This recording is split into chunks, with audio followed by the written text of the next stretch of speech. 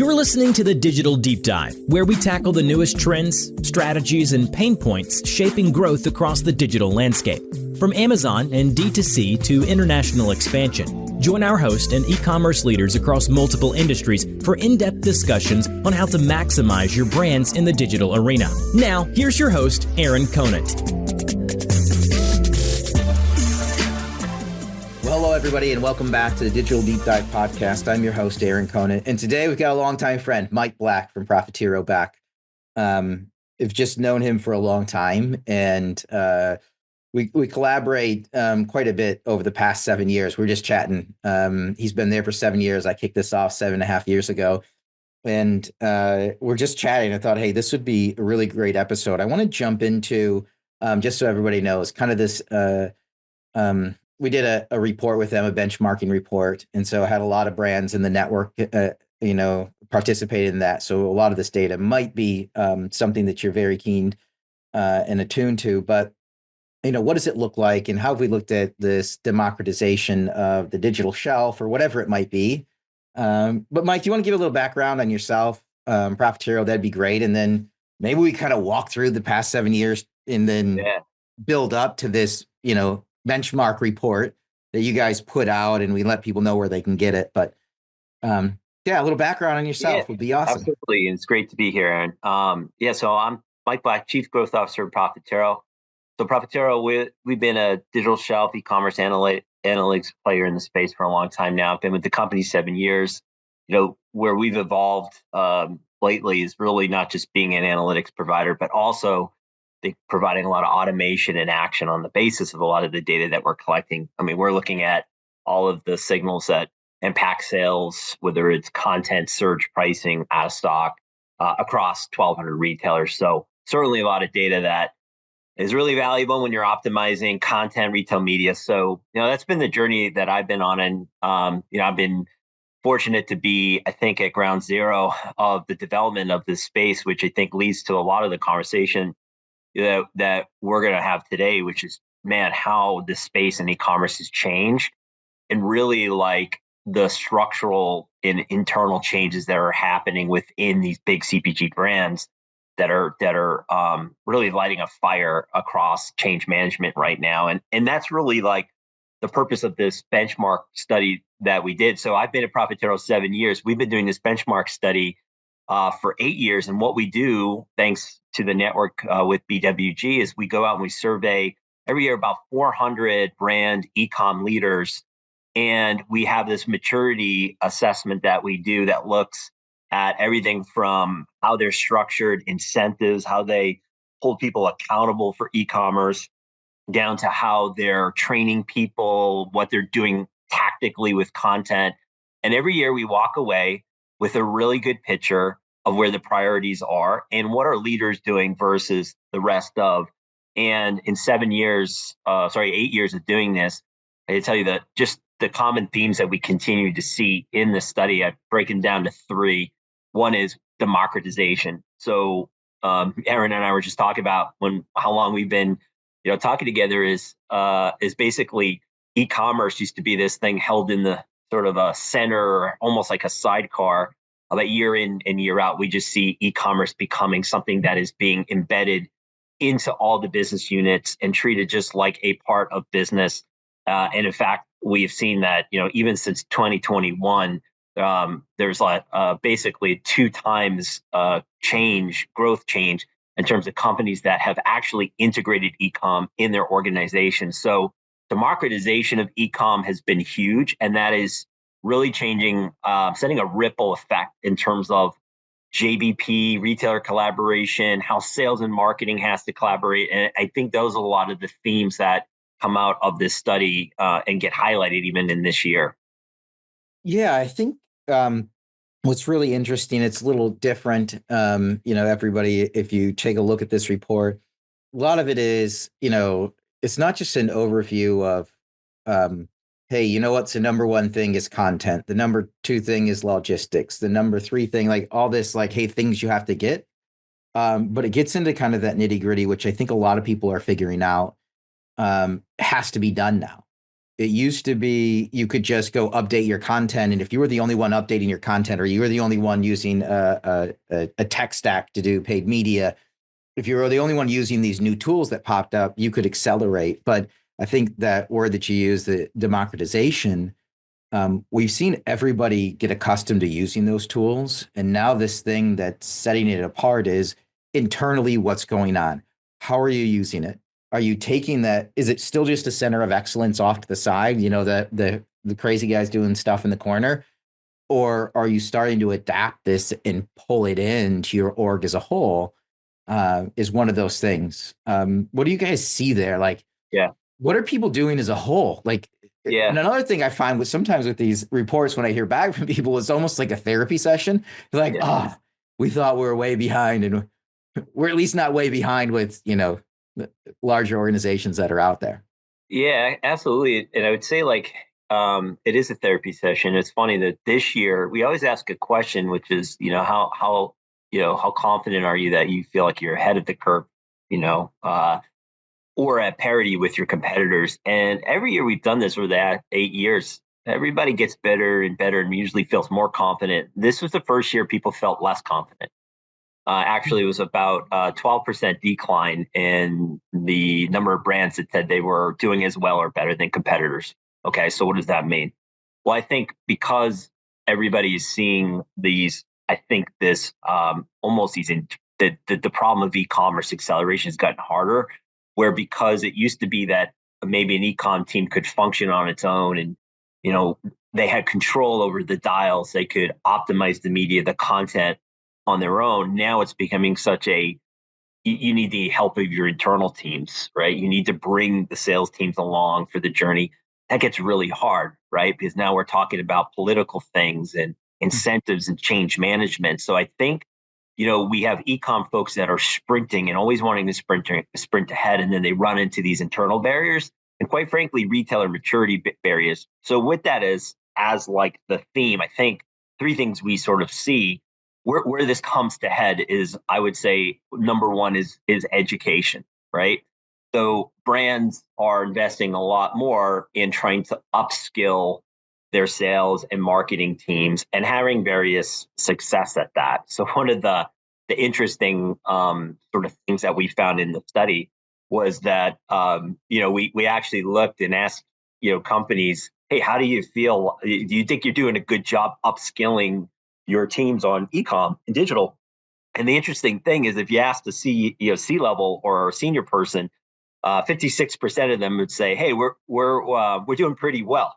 But if you actually ask the people on the ground, the managers and below, only 31% of them felt that they're doing really well, right? So within companies, there's a struggle to get everybody upskilled into the new ways of working, and we're seeing mixed success. So the tension around enablement and education is like the first thing we see. The second thing we see is really about the retailer brand relationship as it pertains to discussing e-commerce and omnichannel and JBPs. So good news was, compared to last year, we found that 83% of brands are discussing e-commerce and JBPs. However, it's a very superficial conversation because it's really what we find is more like 5 minutes on the JBP for the e-com person to talk about something. And it's not really holistically looking at omni-channel like strategies. And only about 42% of brands are really having deep omni-channel alignment on planning. And so there's this tension around trying to get the traditional retailer planning processes more omni. That I think is the second big tension point of transformation that brands are struggling with. And then the last area, that I think is really interesting is category management, right? So, I think of category managers as the tip of the spear. They're the bridge between the brand strategies and the consumer and helping to drive those retailer growth plans. And, what we found is leaders in particular have now 72% of the leaders, which we defined as we actually segmented brands that were growing at a higher rate digitally, is 72% now having a dedicated e-category management role, someone that is really focused on elevating the conversation within the the retailer relationships around digital, and that is leaders 72%, and that's compared to the rest of that are 54%. So the three big areas that we're seeing is education and upscaling, a little bit of mixed results, JBPs, a little bit of progress, but nowhere near as strategic as it needs to be. And then ECAP, man, clear separation between leaders and everyone else when it comes to investing in category management and reinventing that function for the modern digital age. Yeah, I mean, you made a great analogy. And I think when you're saying about how fast the pace goes, and I was just thinking of like this race, right? Is we're asking people when we're trying to blend it comes in two forms. One is that the education part, and the other one is when you're trying to blend this eCom team into the rest of the team. That eCom team is used to sprinting as fast as they can. There's new tech coming out. I want to make sure that we get to that, right? I'm sure we can have a conversation around AI, machine learning. But the rate at which the eCom team had to function to stay on top of everything was a super fast pace. And so when you get blended in with the rest of the organization, it's naturally going to slow you down. And then you think when you slow down, everybody else is still sprinting. And like some people are, but in a lot of cases, everybody else is doing the same thing you are as you got brought in. But just in your mindset, when you're thinking you're not as far along as you should be, it's just because everybody's had to slow down to bring in those other teams that are up to speed. But then you get into the education aspect, which I think you're talking about. And I totally agree, which is when you're on the ground level and you're used to learning as fast as possible and trial and error and just trying to, bulldoze through things, those brick walls that pop up to see what's on the other side. Is it worth it? When you're thrown in with the rest of the team, you have to spend more time bringing them up to speed. And so if you're at an executive level, you're looking down saying, hey, we've made some great progress, right? We've blended this team in. The rest of my team is upscaled. But if you're asking anybody that was on the e-commerce team, they're just like, oh my gosh, we have so far to go. Like we have so far to go. No, I love it. I mean, I'm seeing the exact same thing. I mean, I guess not surprising. But usually in it's more of people almost lamenting, oh, I just need everybody to move faster, right? I need to be able to try more new tools out. How long do you think do you think we're 2-3 years away before we get to the point, or is it next year? Like where we've got fully integrated teams, they're never going to go as fast as an independent e-commerce team, but maybe they're going at, 75%, which is going to be pretty fast. Do you think we're a couple years away from that? What do you think? So I think it's going to be segmented by really the retailer. Like I think what happens is we start to democratize. It gets very specific into, what retailer are we really trying to affect change on? And I think what I see in the market is there are some, the pull of the retailer to say to the brand, hey, I want you to come to me in an omni way. I want to talk about retail media in a holistic way with everything else. Hey, I want you to be my category advisor in the category, and I want you to tell me what's going on. There are retailers that do that, and they're doing that, and they're pulling this accelerated synergy. And then there are a big drop off of other retailers that are nowhere near that, right? So if you kind of think about the customer relationship that a brand has with retailers, I think we're going to find that within the average big CPG company that we're probably, I think, a year away from having an integrated model for those retailers that are really ready for it. And then a couple years away, probably from the rest of the retailers. So, if you think of some of the big names out there like Walmart, right? Walmart is really accelerating the behavior change between sales and marketing. And so, I actually just came back from, a presentation. I was speaking to a company last week, and they're actually, the whole purpose of the presentation was really to get the sales marketing organizations together. And they have presented a framework that I thought was really compelling and interesting, talking about, hey, how we have this marketing planning process and we have this sales planning process, and the two shall never meet. They're actually integrating that into one workflow and finding a way for those things to complement each other, and quite confident that they're a year away from making that fully operational. So, and I think other brands are doing the same. So I think the big CPG brands are going to be about a year away from, I think, making it really practical. But like I said, I think we're going to see it a different pace depending on which retailer customers and which models we're really talking about. Yeah, I'm thinking from the retailer or brand standpoint, I mean, you're seeing that the brand should be pushing it is kind of what I'm hearing, right? I mean, we have Amazon. If we set Amazon aside, right, and we go to a traditional retailer, like those buyers, they can't be experts in all the categories. And so they're literally learning on, or they're not learning, but leaning on the brands that are coming in. Hey, help us out.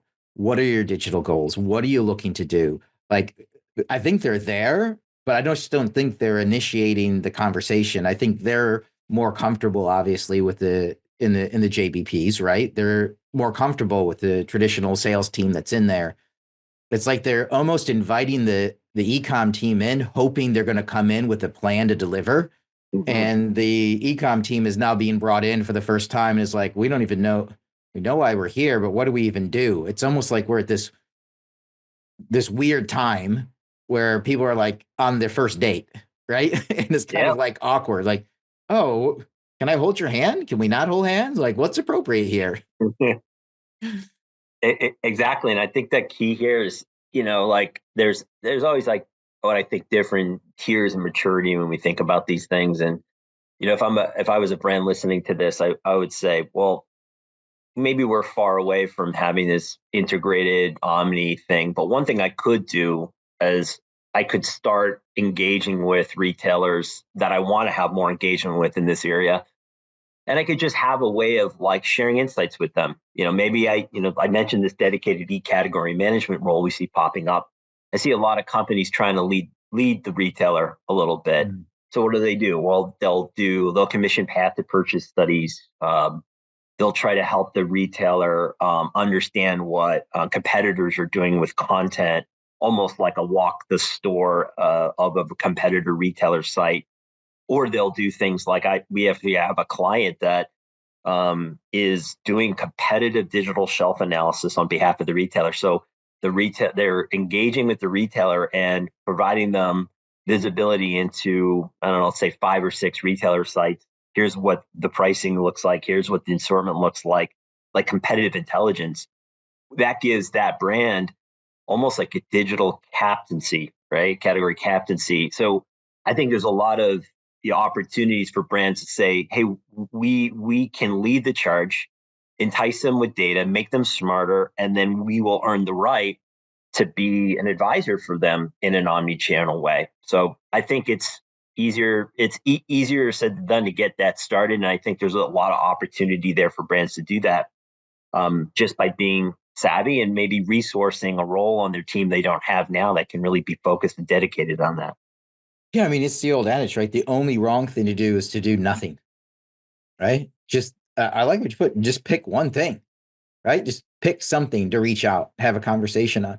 Yeah, I think, from, that buyer's perspective, like they're open to that conversation. They want to win. They see the importance of the ratings, reviews, the number of sales, everything on the digital side, and how much, it drives in store as well. They're there. They want the data. Now, I think the trouble is they don't have the time, right? Mm-hmm. And a lot of them are not, didn't grow up in e-commerce, right? And so it's a little bit foreign to them, but they want to learn and they're open to it. It's just people got to come, right? With all the data. Exactly. And I think if I put retailers in kind of 2 buckets, or if you were segmenting your customers, I think you get this like interesting push-pull dynamic. So the example we just talked about is maybe you have a retailer that's not really engaging as much with e-com, but you want them to be, and then that if you educate them, you can get maybe some trade of information and data from them. That's like one bucket. However, there are retailers who are very aggressive in trying to talk about this from the lens of retail media, and that's where it gets really interesting, right? Because obviously retail media is a giant business now for retailers, and we're seeing one pocket of retailers being really aggressive about getting commitments around retail media investment. And you have to manage those retailers slightly different because they're coming out and asking for the world. They're also asking for trade spend. So for those retailers where you're seeing that pressure, those sales teams that are dealing with that on your side, they're being reactive, right? They may be saying, hey, we have to keep the customer happy. We have to do all these things. And then the marketing team is, where's the ROI? So one of the things I think has been super interesting about how sales and marketing can come together is what I see brands starting to do is they're starting to say, hey, we want to participate in your retail media programs. However, here's what needs to be true. Strategically, we're trying to accomplish these growth goals. We're trying to hit these audiences to do it. You come back to me, retailer, and tell me, how can you help us execute on that and that strategy, and then measure it. And then if you could do that, let's have a conversation. So it puts a little bit more of the pressure and the shared ownership on the retailer to say, hey, this isn't just a tactical exercise. Like, we have growth strategies.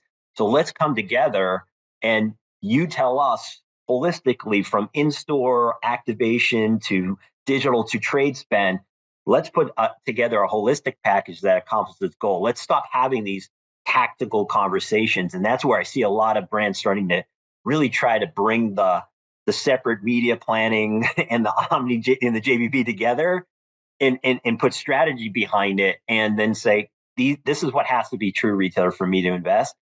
Once you're able to answer those questions, come back to us and we'll continue. So I'm seeing some really interesting sort of developments in terms of how those conversations are coming together. Yeah, I've also seen, have you chatted with Megan Caroon over, Yes. right? Like, where she's stepping in, and basically, I think it's one thing for the retailer to provide a lot of that data. It's another thing for them to grade their own homework.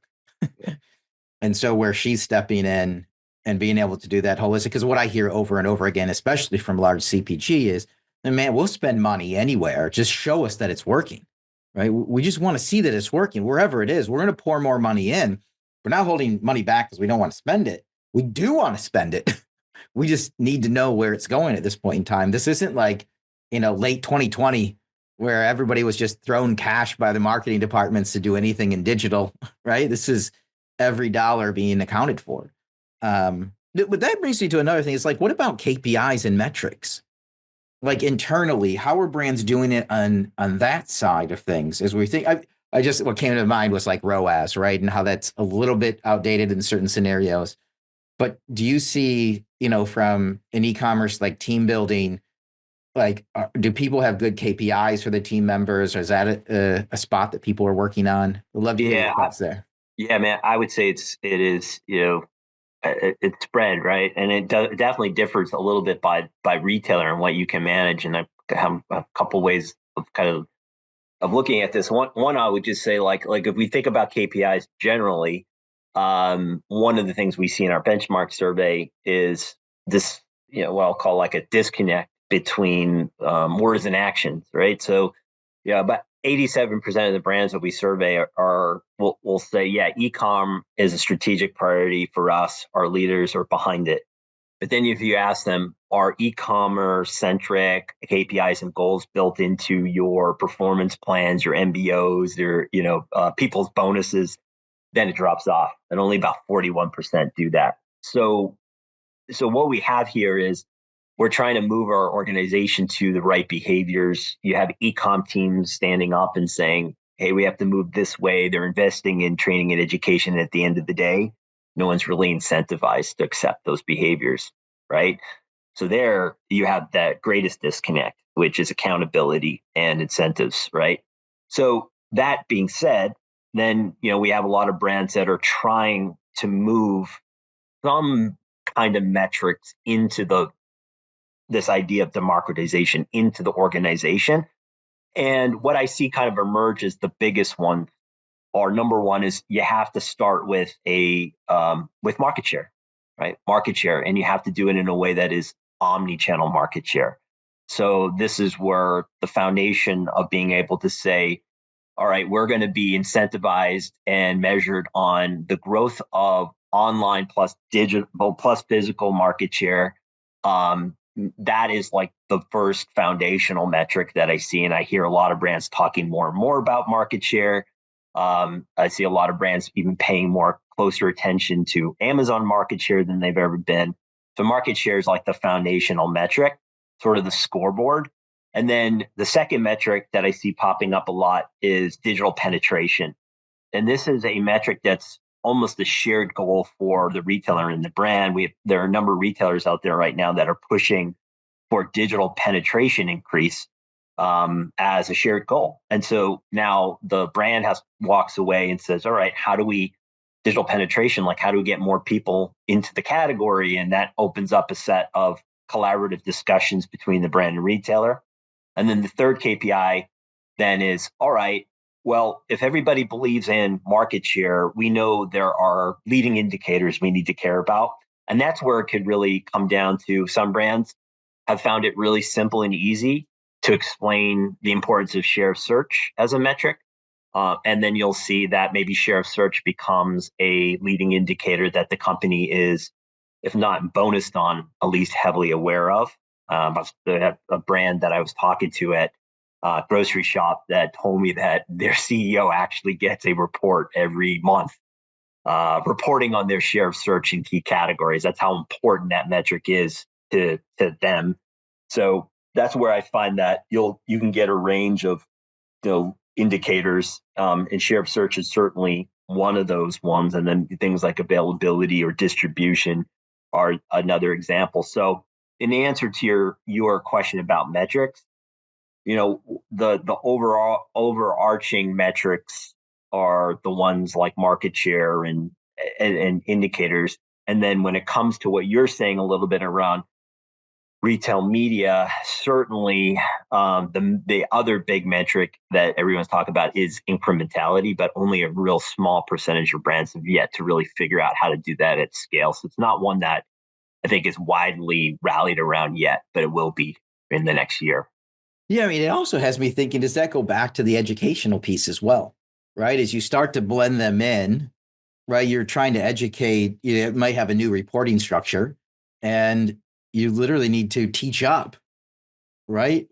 What are those KPIs? What are those metrics? What should I be aiming for that are different than somebody who's been managing a traditional sales team for the past 20 years? Now you're reporting up through them, they're an EVP, and you need to do this strategic shift on something, if they're aware of, they care about, they just don't know enough about it to create those, right? Yeah, it's the educational piece. It's funny how history repeats itself. So, you and I were talking about, I've been at Profitero since 2017.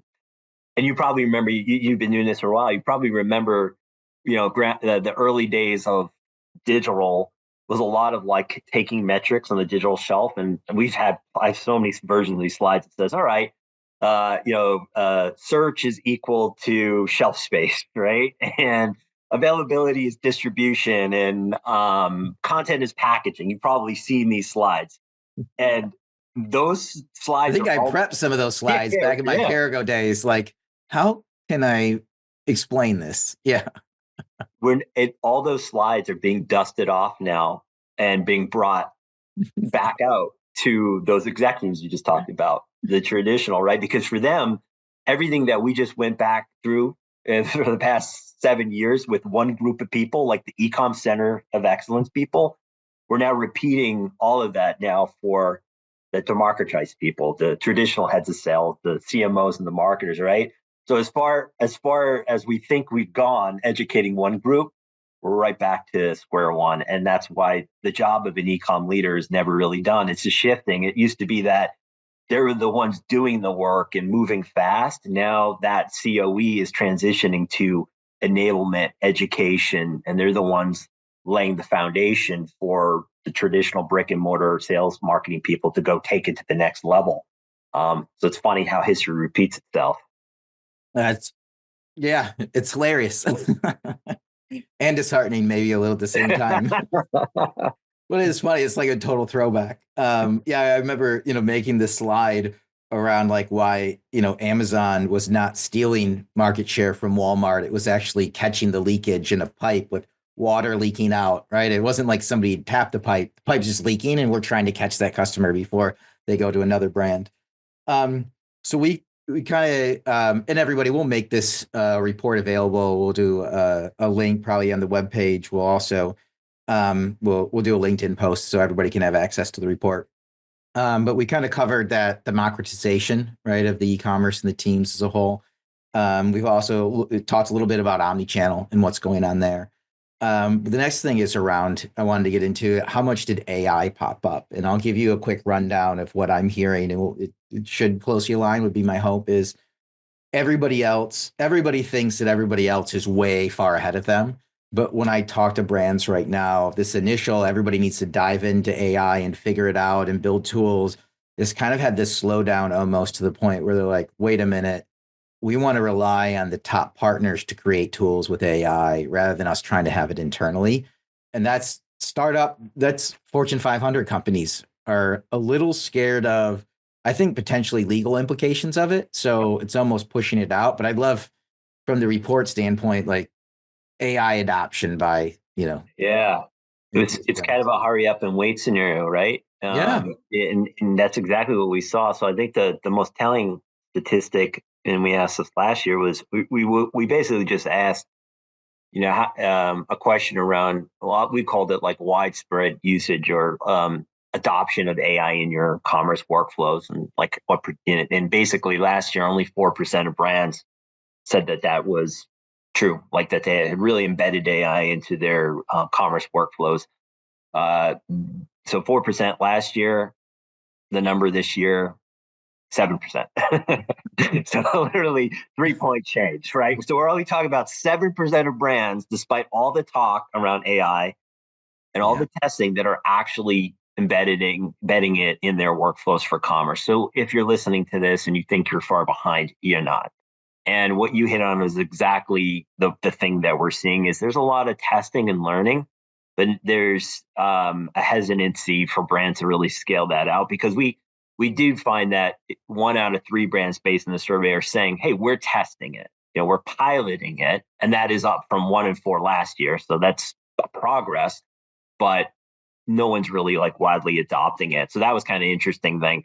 The other thing that we learned is, well, when it is adopted, or when people are testing it, where are they really focusing? And what we found was the main area right now is images, right? The main use case is creating new images, and basically using the, I think the core capability of AI to maybe take several images and basically manufacture them so that they fit different retailer requirements. So it's like going from the one to the many and just proliferating already brand improved images into different things, or something along the lines of AI testing, such as a visit. I think we're seeing that use case is leading the way, and it's less so that companies still feel comfortable creating copy and text around that. So that's just what we saw in terms of the survey this year. Yeah, have you chatted with this Max at eCom? He's over in the UK. I did a podcast with him. I don't know if you've chatted with him, but that's kind of what he's focused on, is AI generated content that's optimized for A9 algorithm and Rufus, and then it's going to be Amazon, but it kicks out the entire page, including A+ detail page content, including imagery, and it's going to launch video. Like, I think those are the key adopters. He's growing pretty quick right now, but it's just, those are the key ways that people are doing it, right? When you think generative AI, it's the imagery, it's the text. And the other ones, I mean, it's more on the direct to consumer side, less on the, the retailer side. It's, hey, how can we optimize email sends? How can we optimize checkout? Stuff like that. So about, I think what we found that about 40% of the brands we surveyed, they're leaning on their partners to do it. So they want the partners to do it, and then the rest are, I think about a third are doing it entirely in-house. And we certainly seen a lot of brands that are trying to build it in-house. They want it to be proprietary. They want that, but more brands are really leaning on partners to innovate in that space. And certainly, like, this is an area where Profitero is focused too, because at some point the question around what we're talking about here with content, it's just to me, is an extension of the digital shelf, right? You think about like, generation one digital shelf analytics was about measurement. It was about reporting, but like the evolution of digital shelf is more around actioning and creation based on that data. So what we're doing, because we have all this data, we know what bestseller benchmarks are, we know what keywords people are searching. It's easy for us to take that data now with AI models, both score your content on those dimensions and generate that, and then actually push that out too. So, that's where I think if you look at digital shelf analytics, next generation, it's going to be less about reporting the weather and more around actioning and putting that out. And that's where I see the evolution of our space, in the future. So I think while we'll continue to see a lot of brands like attack content from a point solution, I think you're also going to see digital shelf providers say, hey, let's add this as a component of what the digital shelf does. And then, by the way, we can then measure it all the way through, and we could show you what this is doing on organic search, conversion sales. Like, this is sort of how I see the digital shelf tool space evolving with this technology. Yeah, that's a long way. I think way back to when I tried out Clavis. This is way back in the day, right? Where it was basically like, content is bad. Content is bad. It was like emails. It would like, red light, green light. I'm like, what do I do with this? The next one is, right, it's telling you what to do with it. The next one is actually generating it for me. If it can go through, analyze the digital shelf, my category, optimize it for my actual product, generate it, right? It optimized for whatever platform I am, and then push it out. That's the AI I want. That's the stuff I want. Yeah, exactly. Right. It's going from the bad news, the bad news report email to like just the good news. I solved another one for you. I solved another one for you. I solved another one for exactly. you. Yeah. And it can have like a dollar thing where how much money it saved me based on man hours. That would be awesome. That would be awesome. I've been picking your brain for a while now. Any questions? For me, more than happy to answer. Absolutely. Thanks for your time today. This has been fun. Yeah, actually, I do have a question for you because I'm really curious, and this is something that's coming up more and more. Like I think a lot about the commerce growth trajectory. We go back. Let's go back in the time machine again. Let's talk about 2016, 2017. Amazon was the big thing. Then post COVID, it became omnichannel, and that's what's driving the democratization. What's the next platform that an e-commerce leader needs to be thinking about as that next Amazon, that will drive new growth, incremental reach? Like, what are you hearing and talking about with brands? I'm going to go into two things. One is just the immediate, and that is going to be obviously TikTok, which is here, and TikTok shops. I mean, I know brands doing tens of millions a month on the platform right now. Wow. You got to be in the right category. So hey, are they going to figure it out? They figured it out. They totally figured it out. It's just how many brands are going to be on it and how many are going to, capture that space, because there is so much research that's done on TikTok now. It's ridiculous. That is the most immediate one right now. I mean, they had, we're going to see what happens with Amazon Haul that just came out. Temu, Shein, what's going on there. I think those are two separate customers as a whole. The next thing that really is where mind is going right now is, so iPhone, the newest iPhone that comes out, right, has Apple Intelligence. And with that Apple Intelligence, it's basically that AI assistant that I think we're all going to have in a couple years. It doesn't matter what phone you get, it's going to have an AI assistant built in. And this is going to go beyond just I'm asking it to do something. It's going to know almost everything about me. It's going to be tied into my email and everything else. And so what does that fundamentally change? That fundamentally changes search, and it fundamentally changes the number one website out there for people to go buy on, which is Amazon. Because we naturally go to our, Amazon.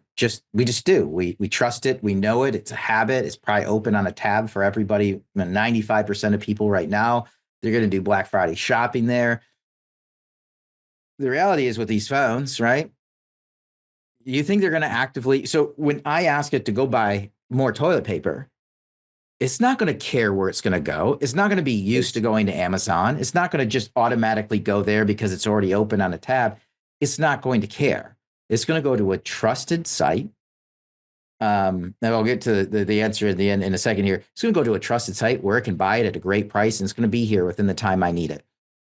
And if you think that, I would highly doubt that Apple's going to be actively driving people to Amazon, or is your Google Pixel phone, Samsung, whatever you have. I doubt it's going to drive it there. It can drive it to any website, then any marketplace. And this goes, I don't know what marketplaces. I don't know what's next, but I do think we'll see a reduction in the amount of search and sales done on Amazon. Yeah. I do. Over time, this isn't going to be like overnight because people will slowly adopt it and get more and more used to it. But 5 years from now, like, people will just be used to talking to their phone. That's the reality. And that is where fundamentally, I don't know. Yeah. I don't know if you've talked to George Westcott. Do you know him at A Ventures Global? No. I'll make a connection. I was just chatting with him a month ago on this whole topic, and it's very intriguing where everything is going. Well, it's like the basically described is the phone, the AI in your phone becomes the ultimate filter for your life. Like you don't, you kind of see this with Google now. Like you search in Google, it used to be you would just get back all these publisher links, right? And you would go to those sites that you think had the information, and now at the top, it's already giving you all you need, right? And you may not really even need to know where it's coming from. So what you're describing makes total sense, and it's the battle for that, the battle for that little small filter. Yeah, and AI exactly. recommendations. Yeah, right. The adage that that Google is a search engine and ChatGPT is an answer engine. Yeah, just answers. It just gives you an answer. You don't have to. I can't remember what it was. I probably look up in my search. Just the other day, we're having a conversation, and I Googled it, and it gave me like 1.2 billion search results, and I was trying to find it, and I just asked ChatGPT, and it just gave me a list of 5 possible answers. One of them was it, and it was just done. It was over. Like the conversation was done. Okay, we got the answer. We can move on. That's where I'm scratching my head right now. I think people need to be prepped for that. I think Amazon obviously knows what's going on. They want to be part of it. They want Alexa to be that, right? For obvious reasons. I mean, yeah, you could probably start your own marketplace now. right. I mean, that's the reality. Yeah, so crazy. Yeah, you got my mind going. This is pretty cool. Yeah. Other things that are top of mind for you? Like, I love this stuff. That's kind of that's great. I would just say like, thanks, for having me on. I continue to learn a lot from you, and that, I think like for people listening, and we covered a lot of ground, and I ended on AI, and I think again, you're not far behind, but at the same time, we talk a lot about, one of the reasons why I feel like people said, we asked them, do you feel further ahead or, than your competitor? And we were seeing people feeling like they're falling behind maybe. I think one of the reasons that we kind of talked about was the internal change management. But the last thing I'll just say is I think there's just a lot of FOMO going on out there, right? So much noise, AI, retail media, every retailer's dropping a new program. At the end of the day, I think focusing on the fundamentals, as boring as it sounds, is still key, right? And I'll go back to anything that you can do to make your sales and marketing team slightly more educated about digital commerce. If you can give your sales team one KPI metric that's digitally related that they can optimize, that's a huge victory. If you can get someone on your category management team to start pulling in some insights for retailer JBPs, even if it's one, that's a victory. So like just going into 2025, think about that one thing. And I think if you focus on that and, maybe it's humble, basic, foundational thing, like I think you're going to see a lot of progress. And don't get too caught up in the hype, because as we see every year in the benchmark study, you're not that far behind. It's just about the will and the commitment and the discipline to just cross one more thing off your list.